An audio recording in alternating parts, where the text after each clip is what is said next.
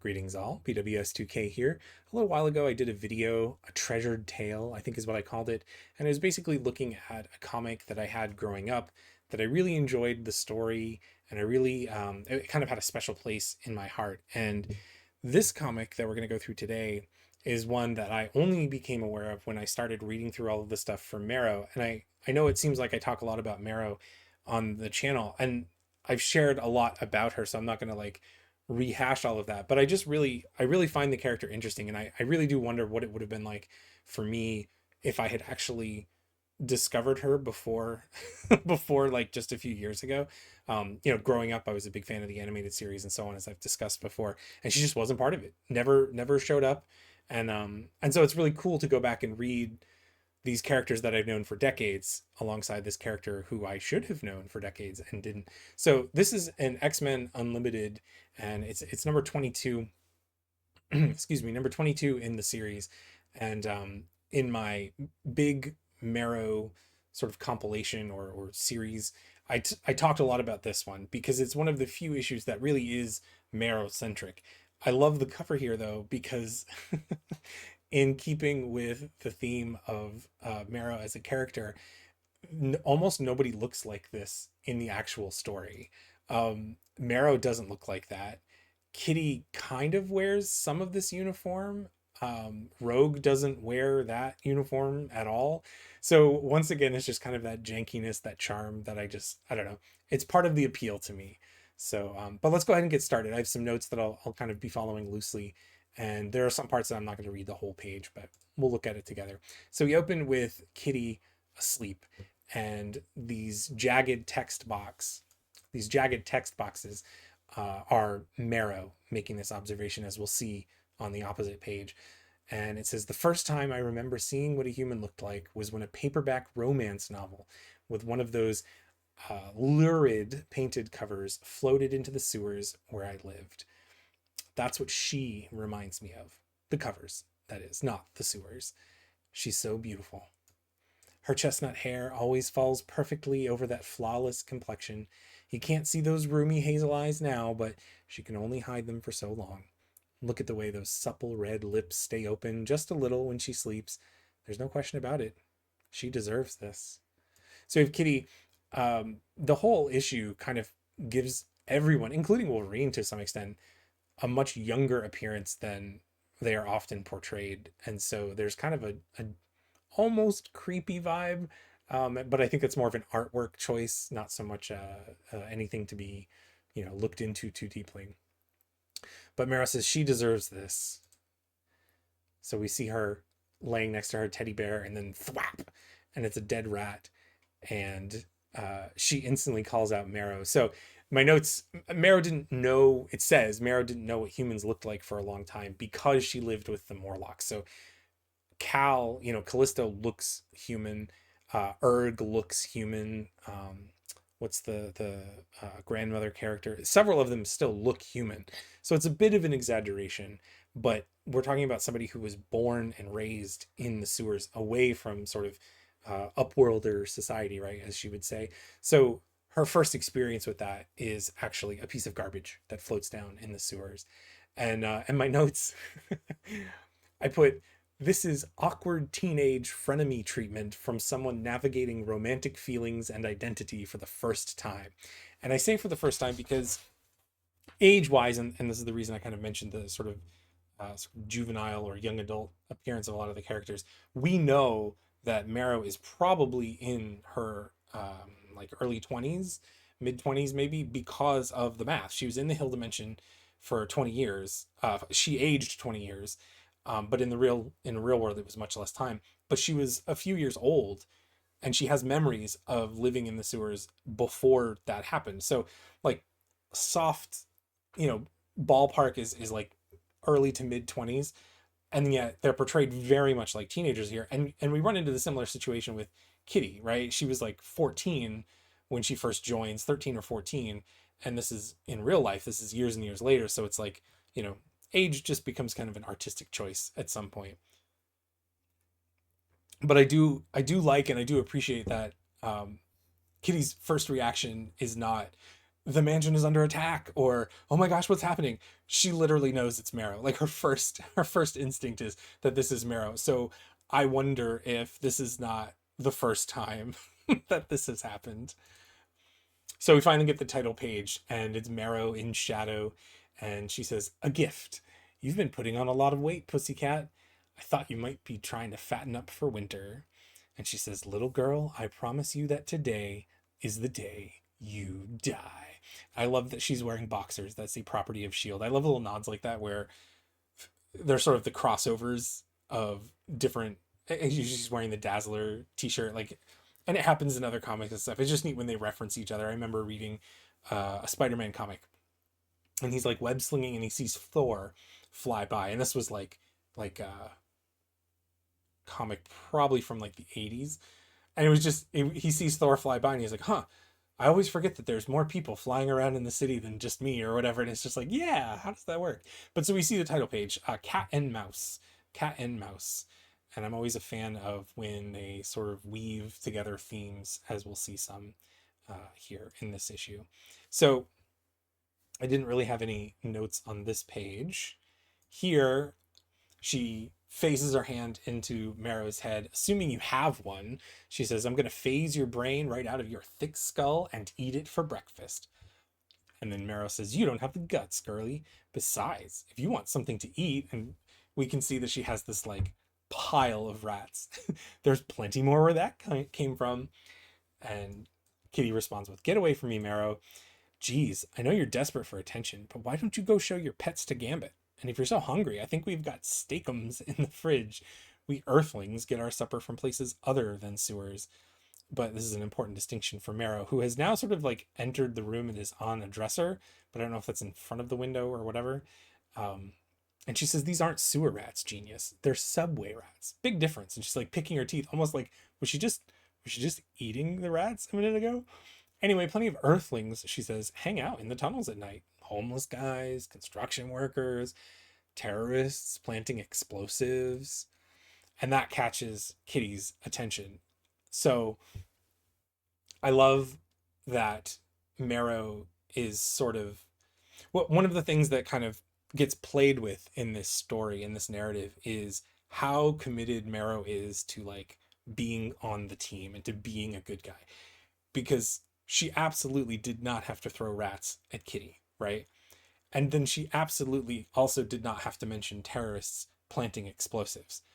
But one thing leads to the other, and it's almost like she doesn't know how to just bring up, "Hey guys, there's bad things about to happen." Like she has to turn it into something else because she can't be the traditional hero, the traditional X-Man, right? She's got to turn it into this thing that is disgusting, and everybody judges her as being this horrible person, and so she has to make Kitty get upset. But it's all just a way of her being able to work into the conversation that, oh yeah, there were some terrorists with a bomb down in the subway, and it's almost like she's saving face by doing that, which is just an interesting choice. So we have everybody all sort of gathered together here, and Kitty is telling Marrow to bring the rest of the team up to speed. She says, "Now, Marrow, spill it. Tell them exactly what you told me." And so now she's thinking, "I used to live in the tunnels underneath New York. Now I live in a mansion above it. Personally, I miss the sewers. Everybody always overreacts in this stupid house." And she says, "What's the big deal? While I was shopping for groceries, I watched a guy in a cape and a bunch of goons in ugly berets load something, looked like a bomb, onto a train. They were going on and on about uniting the globe or something. I took off before they spotted me. Who cares? This isn't a problem for us." And Nightcrawler comes into the scene talking to Colossus. "Sounds far-fetched to me," he says. "Why should we believe any of this?" And Marrow's thought bubble, although it's not jagged edges, she says, "The obnoxious blue thing is Nightcrawler. His mutant powers are teleporting and stinking." And Colossus says, "Da. The big hunk of communism is Colossus, another leftover from a Euro team rejects called Excalibur." And Colossus says, "The little one may just be crying wolf for attention." So this is kind of, she says up here, well, here, I'll zoom out. First of all, she notices a lot. She notices a lot about the team. She notices a lot about, like, if you didn't care, why were you paying that much attention to these people? And if you were really offended by it, why didn't you just start beating them up? She's coming to the team and sort of reporting it And it's this backhanded way of kind of like bringing it to their attention because she knows that something bad might be going down in her sewers, right? But also, she uses us. She says us. She doesn't say it's her problem or their problem. She says, who cares? This isn't a problem for us. So sort of subconsciously, she's considering herself as part of the team, right? And again, I never want to attribute, I never want to over attribute things to writers because sometimes things just happen and it's like, oh, that's serendipitous how that worked out. But at the same time, I don't like to undercut it either because as an artist, when you're in the groove, sometimes your intuition is taking over and you craft sentences or you put paint strokes or you fill in something on an ink slab if you're printmaking or something like that. There's decisions that get made on a sort of intuitive level, on a sort of subconscious level, and I don't ever want to skip over those either. So it's interesting that she says this isn't a problem for us. She self-identifies as being on the team despite the fact that she was off doing loner stuff, right? So the next page, Storm says, no, Marrow is an X-Man, so we get confirmation of that fact, right? We must trust that what she says is the truth. And Marrow observes, the silent guy who's already dressed at 3 in the morning is Gambit. I still don't know what to make of him. I still don't know what to make of him. In this issue, she's going to technically, maybe, possibly overhear that he was involved in the mutant massacre. But there's no reaction. And I pointed this out when I did the big series on Marrow. It is never made clear that Marrow understands Gambit's role in the mutant massacre. And even here, she's saying, I don't know what to make of him. You would think if she understood his role that she would be more upset or she'd judge him more harshly, and she doesn't. But then she points out to Storm, right? That Storm, she once ripped my heart out. I've gotten over it. Just kind of passing over the two hearts issue. Miss George over there is a Rogue. She's about to dazzle us with her interview portion of the pageant. And Rogue says, berets? Doesn't sound like anyone I remember tangling with in the past. Where's Logan? He's the shadowy government agent type. Assuming what the girl's telling us is true, maybe he would know. Maybe he would know which bunch of terrorists this could be. But of course, Logan is there in the shadows, and he lights up his cigar and he says, sounds like a group named Ultimatum to me. They're a troop of hate mongers led by a big cape-wearing lug named Flat. It's so pulpy. A big cape-wearing lug named Flag Smasher. I thought they got shut down, but I've been out of the international espionage scene for a spell. Either way, if Marrow really did see them with a bomb, I guarantee they're planning on using it. And unfortunately, I think she's telling the truth. And her thoughts on this are, the smug old coot is Wolverine, and now I wish I was lying, just so I could prove him wrong for once. So here, Storm is acknowledging Marrow's status on the team, but her observation about Wolverine, there's sort of this, I think that Marrow's invention, or maybe invention is the wrong word to use, but I think pulling her onto the team at a time when Wolverine was sort of off the team doing things, she really was kind of augmented and designed to be, or redesigned to be, a Wolverine surrogate. And I think that's pretty clear. I don't think that's a deep, I don't think that's a deep analysis or anything. So they do have a bit of a, like a rivalry, or she thinks that they have a bit of a rivalry, maybe, is a better way to say it. So she's like, oh man, I wish I was lying just so I could prove him wrong, which is just kind of funny. I hate to say it, says Kitty, but Bonehead's got a point about this being a little bit out of our little out of our jurisdiction. Shouldn't we call the Avengers, or at least the transit cops? And Wolverine says, we're outlaws, darling. We lost whatever standing we had with the Avengers when Beast took off for the hills. And if we had trouble believing Marrow, I suspect the law will too. And Storm agrees. She said, we have a responsibility to protect all life. She's so noble. Perhaps we have become too reactive of late, only dealing with threats as they affect us directly. It is time we return to protecting the rest of the world. And Marrow says, big talk, Wind Rider. And I think this is interesting too, because Storm's observation is accurate in terms of where they were in the comics, but this is a Marrow title. This is one of the only stories where Marrow takes a lead role. And so to have Storm, who is ostensibly the leader of the Morlocks, remember she beat Cal, in the way that Marrow is kind of seeing, testing the team, right? How loyal are you? How much do you care about what goes on in the sewers? Because there are people in the sewers. There are mutants that live in the sewers. So it's kind of a test in that regard. And Storm kind of realizes that it's time that we return to protecting the rest of the world. I don't think Marrow cares about the rest of the world. I do think she cares about the sewers. I do think she cares about her fellow Morlocks. So in a way, this is kind of like, okay, what are you going to do about it, X-Men? Are you heroes of the upworld, or do you include the ugly sewers as well? But then she makes fun of her. Marrow makes fun of her. I hope you don't get lost in any of the 237 miles of Manhattan subway tracks. It'll be interesting to see how that claustrophobia of yours holds up when those access tunnels close down to just 3 feet. But of course, this makes Kitty angry. She says, "You vicious little..." But Storm holds her back. "Kitty, we need a united team for this." And of course, Marrow's all smug over here. Marrow knows those tunnels better than anyone, which is true. "I will lead a team on board the subways themselves, and Kurt will take the others through the actual tunnels." And then here comes the kicker. "But Marrow will coordinate our movements." And she just, like, kind of has this, I wouldn't say it's a shocked face. It's like a face of disbelief, right? Like, the artwork there is almost skeptical. "I will." And I think that's really insightful. She successfully manipulated Storm and sort of antagonized her, but Marrow's plan was to have, presumably Marrow's plan was to have them take care of it, right? Like, Storm would be the leader and she's probably just going to tag along or whatever, and Storm kind of flips it and says, "You're going to be she's not the leader, she's your coordinator of movements, but like she's key to their success." So she was kind of testing the team, and the response was, "We can't be a team without you on it," which I don't think she was expecting, but I think is kind of part of the theme and part of what's going on here. So the title of Cat and Mouse very sort of overtly applies to Marrow and Kitty, but there is the grander sense of Cat and Mouse with like Marrow's relationship to the team. How do they what would be the word to say? How do they fit together? How do they dovetail together? What's Marrow's place on the team? Do they take her seriously? And that sort of thing.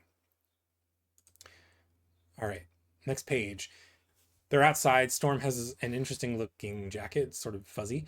But they're all so like you can see Kitty doesn't have giant gears on her shoulders like she did on the cover. And obviously nobody else is wearing the same stuff except maybe Wolverine, kind of. So just interesting artwork. And I like the composition of this page because it's counterclockwise in these sort of wedges, and then sort of symmetrical here with Marrow. It's just a really interesting composition. I like it a lot. It's decided then. Rogue and I will flag Colossus and Gambit ahead. Oh, by the way, there's typos galore in this. There's times where the words are repeated twice, sentences are repeated twice, even misspellings, but whatever, you move on. So Storm says, "It's decided then. Rogue and I will fly Colossus and Gambit ahead to the subways. Kurt, you'll take Wolverine, Marrow, and Kitty underground." And Kitty says, "Can I be on the other team?" But Marrow's like got her arm around her. "Hey, we can be buddies," which is kind of like, haha, now we have to be friends, right? But Nightcrawler says, "I trust your judgment, Aurora, but how do you propose we stay in touch with each other? Didn't Bastion steal all your communication equipment?" So if you've watched the series, or if you're familiar with the comics, this picks up after a time where they basically walked into the mansion and it was empty. Like the furniture was gone, everything was gone, and Juggernaut, it was something like Juggernaut was the like next of kin for Charles, right? So he got the estate and he sold everything, but it was part of, or maybe it was Bastion confiscated it or something like that, and Juggernaut came, that's what it was, and Juggernaut came back to see if he could get anything or whatever, which is just kind of a neat moment in itself. But Nightcrawler asks a valid question, like, "We don't have any stuff." And I love this. Marrow's just like, "No problemo. I boosted an old set of walkie-talkies from some maintenance guys in the tunnels." And Storm's like, "Boosted?" Gamma's, "You stole radios?" And she looks right back at them. "Give me a break. I'm going to get lectured on taking things that aren't mine by a pickpocket and a member of the Thieves Guild." And they just kind of give up. And Gambit's like, right. So Marrow already had boosted the walkie-talkies, right? Again, sort of supporting this idea that she kind of had given this more thought than it may first appear. It's not just happenstance. And also, she's continuing to manipulate the team and shows that she pays more attention and planning and thought. She really is sort of showing that she is the leader that Storm is trusting her to be, but I don't think even she realizes it. All right. And I love that she brings up everybody else's background when she's talking about them and describing them, because for her, she is who she was and where she comes from is a huge part of who she is. And so when she's referring to each of the other members, she's often referring to that same feature about them, even though it may or may not be totally relevant. She still likes to like bring it up. So they're in the sewers, or the four of them are down in the sewers, and she's leading with a torch. 15 minutes later, I'm finally at home. She's finally at home, which is interesting. Is she at home because she's in the sewers? Is she at home because she's leading her own team? Is she at home because she's doing an X-Men mission for her, for the tunnels, for the sewers? Wolverine says, "Kid, how is it you get back and forth between Westchester and Manhattan subways so quickly?" "So glad you asked, Gramps." She says, "Also, we have to just let Wolverine take a back seat." This is, I have a note later on. This entire issue, if you had put Wolverine in the place of Marrow, almost would work completely fine. But Wolverine is not the star, so he's like, I always wondered about how, like, Logan, you know you're in the tunnels. You know the answer to this. I think he's just like, being that old man mentor guy. So she explains, Marrow explains, "The shortcuts I learned with the Morlocks are some help. But if you really want to move down here, you've got to get one of these." And it's this cobbled together train. Cool, huh? This old garbage sweeper train ain't too fast, but she'll get us into the city quicker than the elf's puke coaster. And Kitty says, "A few years ago, we traveled the globe in the finest supersonic jets in the world. Now we creep around in a stolen trash train. I appreciate the irony." And Nightcrawler's just remarking, "Puke coaster?" So, again, they've lost, the X-Men have been reduced a lot, and that kind of factors into Marrow's, I think it kind of factors into and adds to this idea of like, all right, you've lost all your fancy pretty toys, but are you still willing to step up when it's the ugly people, right? She's all aboard the express train, kiddies. And Nightcrawler just radios back, "Storm, the tunnel team is on the move. Have you reached your destination yet?" And the next little bit, when it starts to switch back and forth, I wouldn't say it's the B plot, because it's not the B plot. It's the same plot, but as the teams split up, the stuff that's happening on the other teams is less important. But there is an interesting piece here. Rogue acknowledges it, and Remy says this: "I hate these tunnels. I didn't know the Marauders would massacre the Morlocks when I led them down here, but that's no break for my conscience. I'd rather be anywhere in the world than right here, or than here right now. But this is the least I owe Marrow." And they keep talking, and he literally says, "I helped take away that girl's family, Rogue." And then we find out over here, over the radio, "Hey, Yakov Smirnov, turn off your stupid radio and get to work on those trains." So Marrow can hear them talking. And Gambit literally just said, like, it feels like, yeah, you know what I'm saying. She theoretically would have just heard what Gambit said, right? Anyway, so she says turn it off, and Nightcrawler says, "That's all from my team," and then he, like, to cut off the radio. "Good luck finding the explosives, mein Freund. We'll sweep the tunnels for the men who planted it." Freud? So, oops. Marrow is saying, "What are these guys?" No, that's got to be Kitty. I thought that was a bone, but it's not. She's not all jaggedy speech, so it's got to be Kitty. "What do these guys hope to gain up by blowing up a subway car anyway?" And Wolverine says, "It's not the trains they want to blow up, darling. I suspect it's what's above them.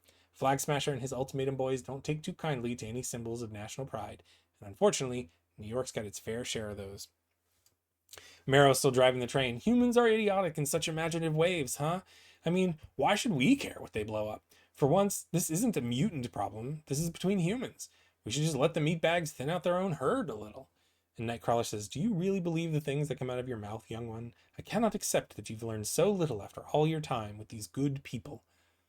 "Believe it, Kurt," says Kitty. "I'm all for giving people second chances, but Marrow's an incorrigible little oomph." And like, Marrow brings the train to a screeching halt. "Last stop, Terroristville. Everybody off." So it's interesting, like, Marrow's logic about letting humans battle it out is really all she grew up doing. Like, that's what she knows. Eye for an eye, let the flat scans take care of it. And I even remember her debut was as a terrorist who wanted to kill people. So she continues to kind of test the waters and see how committed they are. Her speech here is, she says, "Why should we care what they blow up?" Like, that's almost like her main question. Like, tell me guys, why should we care what they blow up? Do you care that they're blowing up somebody who isn't, on the top side? Very relevant, or very, very pertinent questions. So here we have them splitting up again. This is where I saw them, says Marrow. This is where I saw them load the bomb into their train. They must have taken it from here down the 2 line or the 5 line. After that, Flag Folder and his friends could have gone anywhere. Well, whichever tunnel we find berets keeping guard in, whichever tunnel we find berets keeping guard in will at least point us in the direction of where the bomb went, says Wolverine. And Nightcrawler says, yeah, Marrow and I will take the 5 live, which is supposed to be line. Wolverine and Shadowcat will take the 2. But here we have a shocked face of Marrow. Kurt, if you don't mind, I'll go with Marrow down the 5. I'd hate to split up you and your drinking buddy, which is like, okay, but look at Marrow's face right there. That's just so perfect. That's almost as good as when she was smiling, being thrown through the air in that one issue. If you're sure, Kachin, stay in touch with your radio and call us the second you see anything. And then Marrow gives some advice, parting advice. Stay off the active tracks from here on out, boys. Trains, giant rats, 10,000 volt third rails. There's no shortage of things that can kill you down here. And then sort of ominously, we see Flag Smasher in the shadows there. So it turns out that Kitty and like maybe Kitty does want to team up with Marrow after all, right? And we kind of begin the bonding sequence. So the other team is doing their stuff, and right here we see Marrow is responding to them on the radio with this monstrous radio. 5 track is quiet this far, so the Pussycat and I will meet your party at Grand Central. Over and out. And Kitty says, well, looks like the little loner is finally learning to play with the rest of the boys and girls, which is kind of like the whole idea, right? So here we have a great page. I love that it's bisected like this to kind of show cat and mouse, right? But which is which, and it's just cool. It's a cool art decision. But we get some insight about being a pretty mutant and not appreciating being pretty. Marrow says, I don't know what you're trying to prove by coming with me, but it's not going to work. And Kitty says, I'm not trying to prove anything, Marrow. You're not the first new girl in this club, you know. Jubilee filled that role before you, and I was there before her. Maybe she and I were young and naive, but the X-Men helped us believe that humans and mutants could live together. I know you're not convinced, and I'm wondering why. Why I can't give you what they gave me. I'm just trying to understand you. And then Marrow with like the most teenage sarcasm look, a beautiful girl like you would never understand. And then Kitty says, what did you say? So we kind of get a little bit of not the beginning necessarily, but like now we're getting to the crux of the problem. It's just the two of them alone. They're talking. We're talking about appearances and looking pretty. And then it turns out that Wolverine and Nightcrawler find some beret individuals and are able to sort of engage them. Nothing major here. It's just kind of the other story. But we're back to these guys continuing their conversation. Marrow, who is walking on the rail, sort of tiptoeing on the rail. You heard me, Pride. You can't understand the way I see humans because you're pretty much one yourself. You grew up with them. You think like them, and you look like them. You fit in with the rest of the beautiful flesh bags, and they've blinded you to what they truly are. And Kitty gets upset and slams her into the wall. How dare you? You think I've had it easy just because I look human?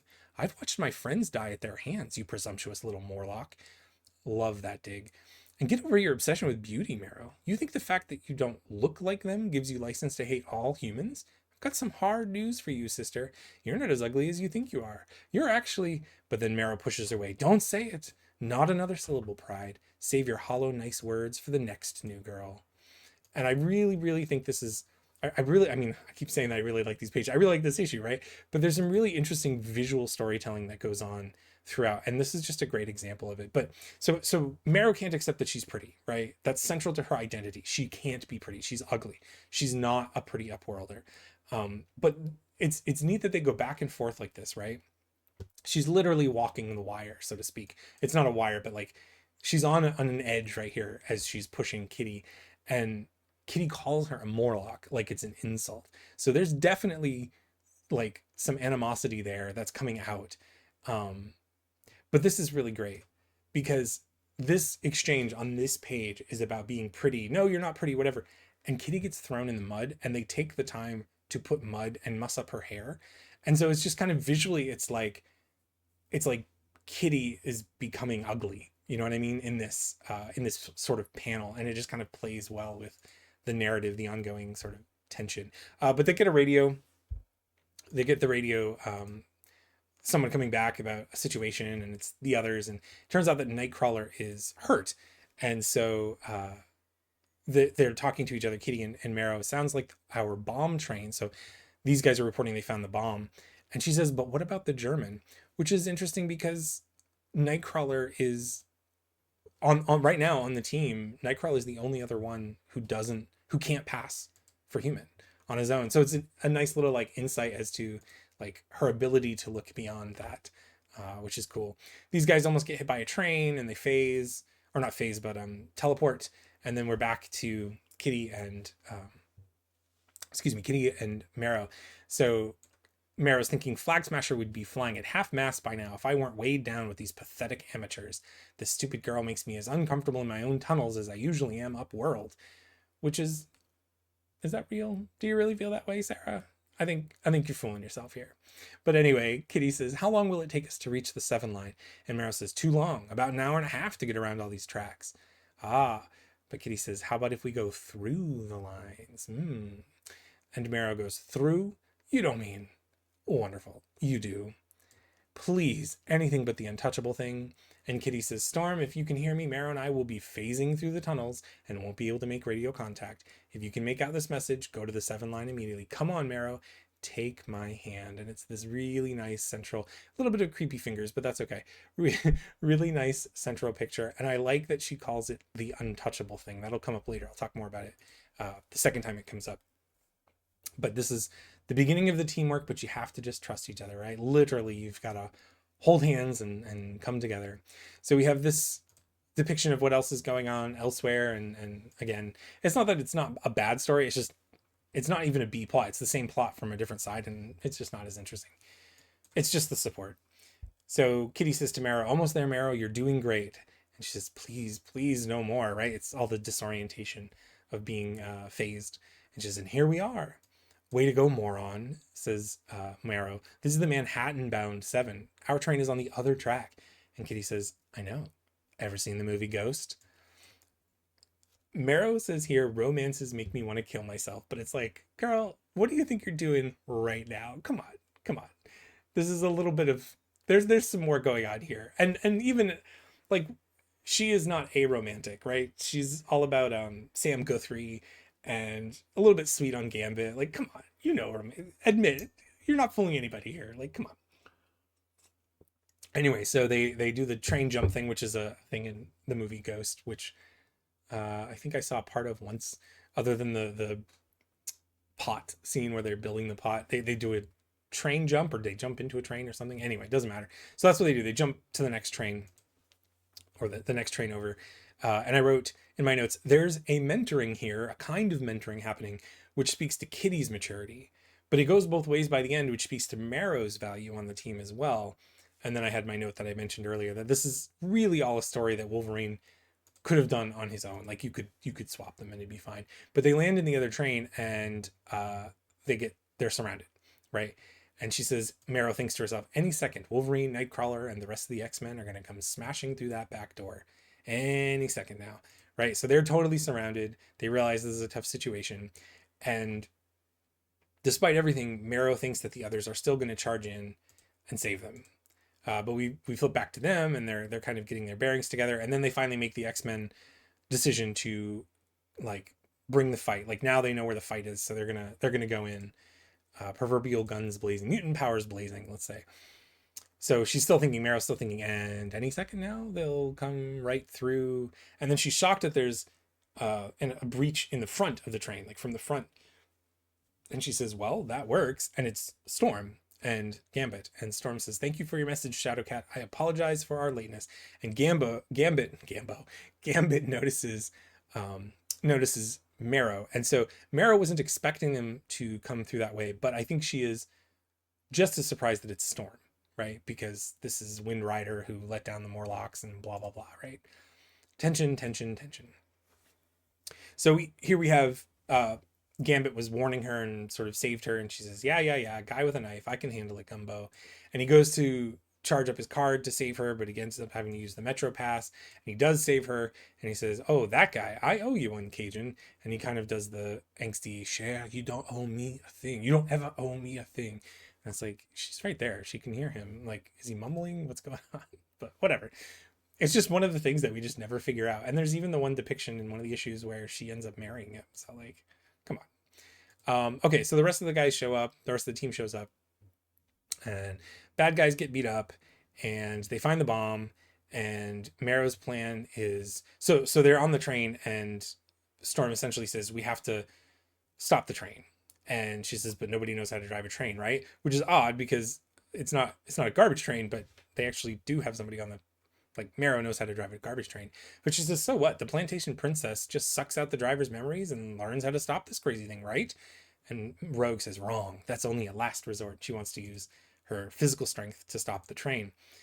It's, again, despite her inexperience, Marrow knew what needed to be done in the moment. There's no pause. She's like, well, Rogue can just, do a Jean Grey and like absorb the memories, right? Right, because Jean does that and becomes the Phoenix. Like, she absorbs how to fly the shuttle. Anyway, so like that was already something that Marrow was thinking about, showing that she is competent as not just an X-Man but as a leader. And having said that, it was the messiest, last resortiest option. Like, she wasn't even thinking about options that didn't involve hurting someone or even potentially hurting Rogue, because when she does that, it's not always doesn't always go well. So here they're like, okay, but where are we? And she knows exactly where they are. Mara knows exactly where they are. She says, towards the end of the underground sections of the 7, just shy of the East River, 42nd and First Ave, I'd guess. Looks like they're planning on taking a few city blocks out with this baby. Anything up there worth blowing up? That's a good question. And she probably knows the answer, but she's asking anyway. And Wolverine reveals that it's the UN building. So the whole thing stinks for Mara. Like, her spidey sense, if you will, is off. She says, nope, something isn't sitting right with me here. So they're all discussing, and they're like, oh, we've got to defuse this. Is it nuclear? How can we do this? And Marrow jumps out. She leaves. She goes lone wolf. She says, nuts to this. You guys are doing, it's a typo. You guys are doing just what the meatbags want you to do. And Kitty goes, oh, wonderful. Yeah, I'll go get her back, right?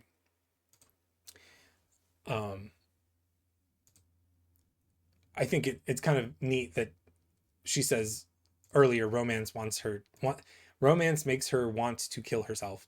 And then Kitty makes the observation, I'll go make sure she doesn't get herself killed. So like, there's, I don't know, it's just cool little themes going on, and little callbacks and stuff. So Kitty says, sort of phases out into front of Marrow, says, what are you so afraid of? We're going to defuse the thing. And Marrow says, I'm not afraid of anything, pussycat. I'm playing hero like everyone wants me to do. I'm going to find the real bomb. And Kitty shows her sort of naivete, the real bomb. And Marrow says, I've read a few books, I'm not as stupid as you'd like to think I am. Why would a guy who wants one united world blow up a place that's trying to do the same thing? Come on, girlie. All flat scans are really, or what? What all flat scans are really interested in. And Kitty's like, oh, and what's that, Marrow? Here, Marrow is totally willing to sacrifice herself. If she was going lone wolf and play the hero because she feels like that's what the others want her to do, right? Like, that's her perception of, like, she's not used to the team dynamic. So to her, this is how she can be part of the team. She hasn't quite clicked for her, even though she's already gifted and trending in that way.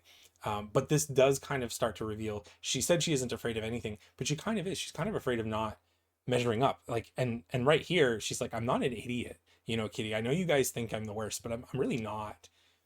So some funky artwork here. What is it all about? It's all about money, right? That's Marrow's big revelation.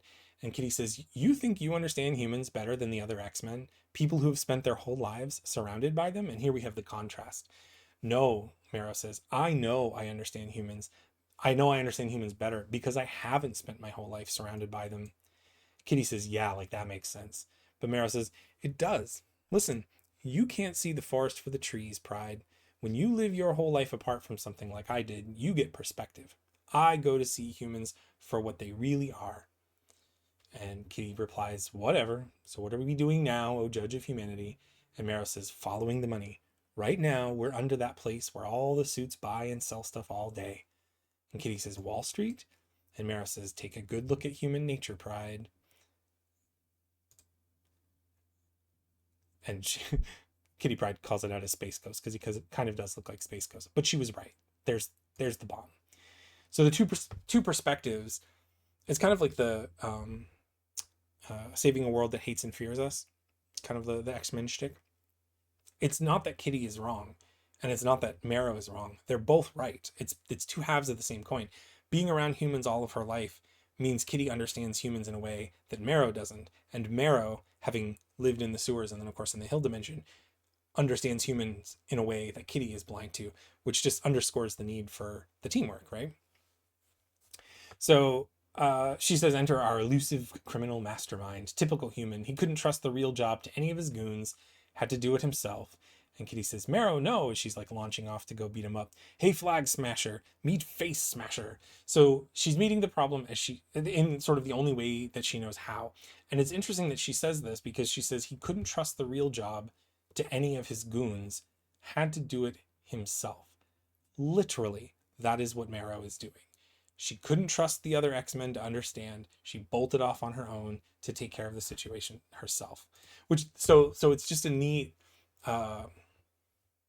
it's not self-awareness on Marrow's part, but the writer, right? There's always these intentional decisions that go into crafting a narrative, not just the artwork, but literally the words. And I love it when stories do that. And they have the callbacks and everything. Oh, it's just so cool. I don't know. It's just a good story is like a well-written story is like really satisfying for me. Anyway, so he bonks her, crack right across the face with his mace. And he says, you're one of the mutant heroes, in sort of quotes, that I saw earlier. I thought my decoy bomb would keep you occupied. I commend you on finding me. But sadly, your kind are not welcome in my united globe. But Kitty has phased him, so his mace goes through Marrow. And Marrow says, I didn't even feel that. Huh? And Kitty says, howdy. Okay, quick lesson. Presently, I'm turning you intangible. But right now, thwack, right across the face. What a great sound effect too, right? Thwack, and there's like the boot. I'm not, she says, and kicks him. All right, so note that Flag Smasher calls her a hero, calls Marrow a hero, even though it's sort of in quotes. So they have a little fight sequence here. Old Man Logan, teach you that move? It's a weak follow through. And Kitty says, right. Wish I could fight like you, kid. So they're sort of acknowledging some back and forth here. She says, man, are you Bush League, Flaggy? I took care of tougher Joes than you when I was 13, which, okay, right. So how old is she right now in this panel? Anyway, congrats on being part of the shortest X-Men fight ever, dude. But Flag Smasher reveals, I've already won, mutant. There's no way to deactivate my real weapon. In 10 minutes, the stock exchange will be ashes, and the American dollar will be crippled. I'll bring the world one step closer to adopting a single global currency. And Marrow just repeats the point, money, what'd I tell you? Okay, pal, defuse it now, or I start carving out your organs in alphabetical order. No, he's serious, Marrow, says Kitty.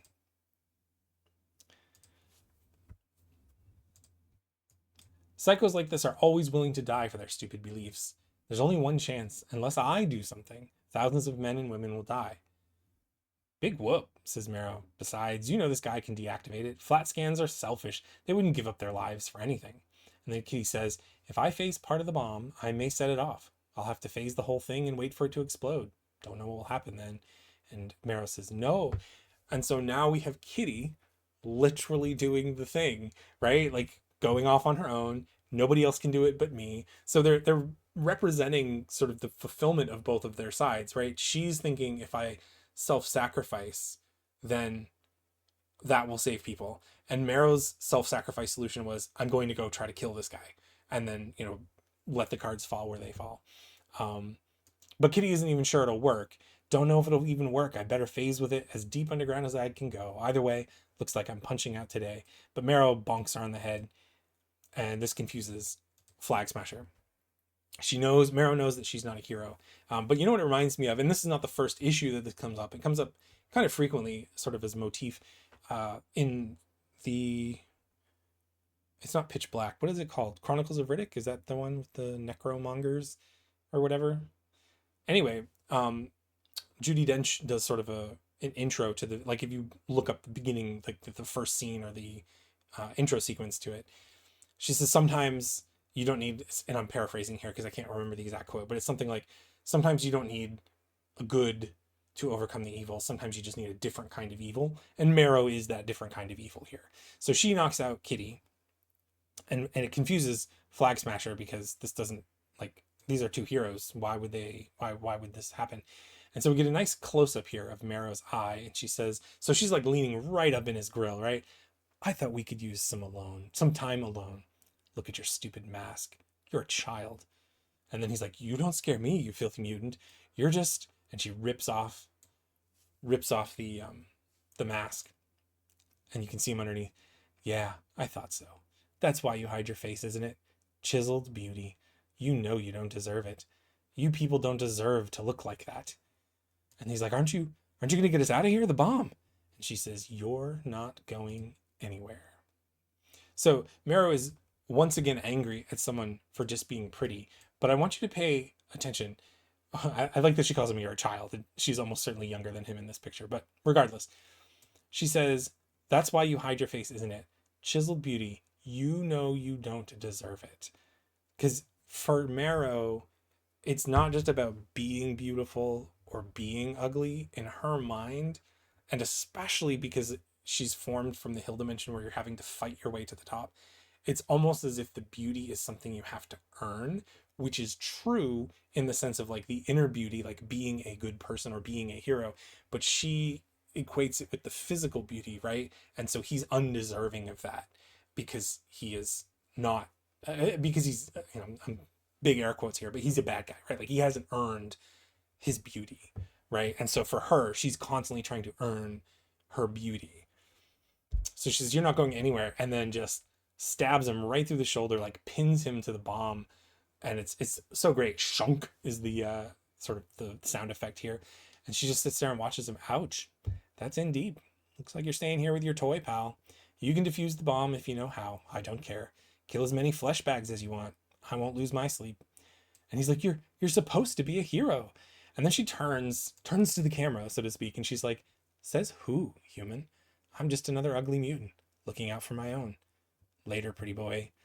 And then the sort of the pull back the camera, no, of Flag Smasher. But this, when she says she doesn't care, when Mara says she doesn't care how many people die, she probably doesn't. I mean, she's still working on that, but like her debut was she was going to kill hundreds of people, and that's just how it was. She's not a hero. And that was Flag Smasher's mistake. And this is why I say Wolverine fits in here a lot too, because you could say that about Wolverine too. Like he's not always a hero. Sometimes he's just a different kind of bad guy. And but that's not what's needed here. Like to save the day, the traditional sort of what's the word I'm looking for? Idealistic values aren't enough to win the day. And so we pick up a little bit later. 5 minutes later, Kitty Pryde is thanking me profusely for saving her life. You self-centered moron, she says. You just left him there? Innocent people are going to die because of you. We have to go back. And Marrow says, there's no time. Bomb's set to go off in 30 seconds. But it won't. He'll defuse it. And she's like, no, he won't. You don't know a thing about humans. You... Look at the emotion in that face. And Marrow just counts down 5, 4, 3, 2. And she says, I hate to say I told you so, but... And she gets angry. You stupid lucky sewer rat. Not a subway rat, right? Remember in the beginning, there's a dichotomy between sewer rats and subway rats. And so we're bringing that back. And she kind of like passes out again. And she calls her Pussycat because we've got the headlights glaring of an oncoming train here. Pussycat, wake up, Pride. We have to go untouchable here. Kitty, come on, please. And then she says, I'm sorry, Kitty. I'm so sorry. But then Logan steps in and saves the day because it is an X-Men comic and Wolverine has to always be the hero or at least like a hero. Pretty sure that's the rule. Do you remember when Cyclops left the team and then they had that other person come on who could shoot like sort of lasers out of their eyes? Oh, no. But I do remember when Storm left the team and they had someone come on who could kind of control the weather. No.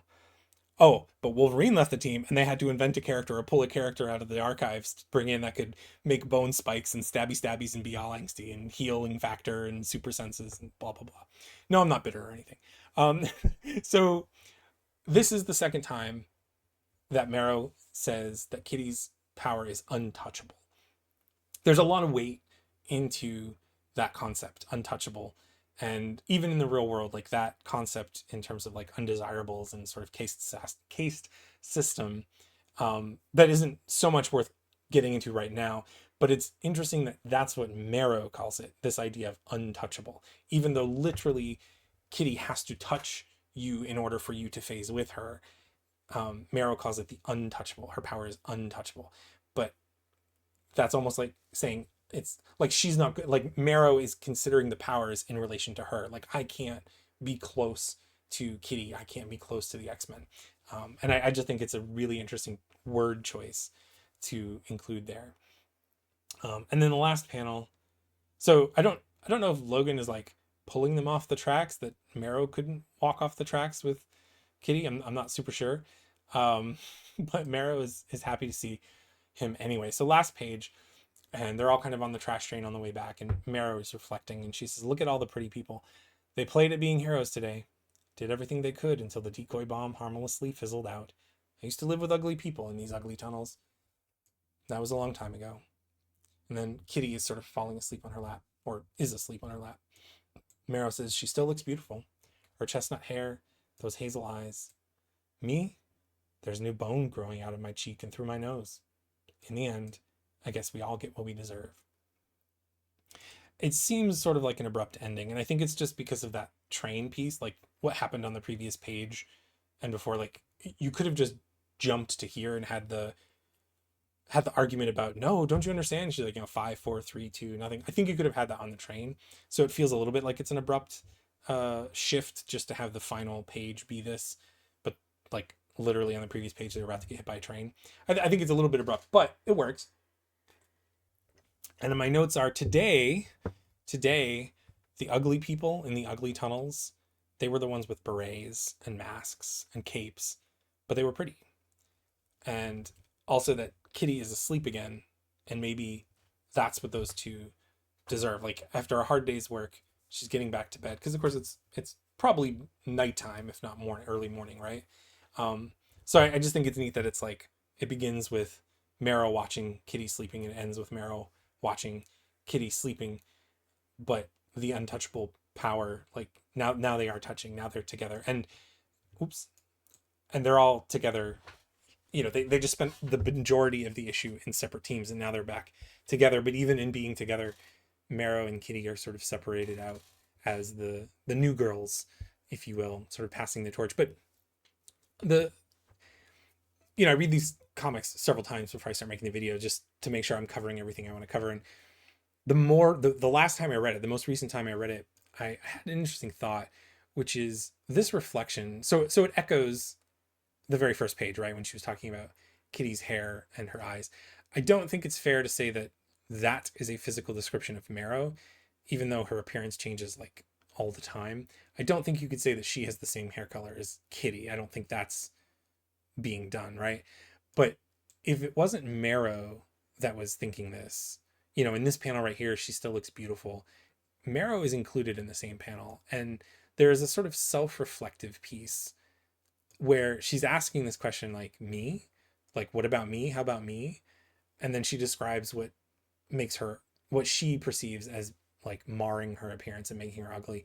But I wonder if there isn't a sense in context on this page and in the larger narrative, if this isn't her starting to understand, if it's not starting to click that the beauty that she has is more than just a physical appearance, which for her would be an arc. I mean, that would be a major revelation. Of course, it's in an X-Men Unlimited title, which often don't link to Uncanny X-Men or X-Men. So they didn't really go anywhere with that, except for its natural progression in the other comics. But it's just neat that it ends with, I guess we all get what we deserve. But it's almost a cliffhanger, because it's like she's wondering, like, do we deserve this? Do I deserve to be part of the team? This mission was successful only because of Marrow. Marrow noticed the problem. Marrow brought the problem to the team. Marrow led the team to victory, but it was a hollow victory because it was a fake bomb. And then she went and solved the problem herself. Kitty, of course, helped her. This whole thing wouldn't have not worked had it not been for Marrow. So she has a lot to be thinking on. And the fact that Kitty is laying here kind of like closes that circle, is like, okay, we're a team now, maybe. I just really liked it. So I hope you enjoyed it. I kind of enjoy doing these read alouds or read alongs. It's kind of fun. different. It's not gaming like I've said before in the last one. It's really hard for me to dial in and want to play and use Mythic and roll virtual dice even. But talking about stories, I don't think I'd ever get bored of doing that. Talking about cool stories that I liked and sort of analyzing and calling out the neat things that they're doing is just, I don't know, it's just really cool. So anyway, so that's this issue. Let me know if you liked it. I can do more of these. I probably will do more of these. I said last time in the most recent video that things were kind of wonky with my muse, and the long and short of it is we are once again as a family finding ourselves in real life, sort of in a weird transition period. And so I'm not really sure when I'll be able to post videos. This was kind of an easy thing to do because it doesn't involve a lot of prep, but I don't know when I'm going to have the time to do the second part of the Marrow, the zombies and stuff like that. Like I really enjoyed doing that. That was actually kind of more fun than I expected it to be. And so hopefully I can do a follow up on that because that was interesting. And we like a dream sequence was in there. It was just really cool. But anyway, you can watch that video if you want to. Otherwise, if you have thoughts, comments, observations, suggestions, requests, you can throw those in the comments below. And I think that's it. So thanks for watching, and I'll catch you next time. Excelsior.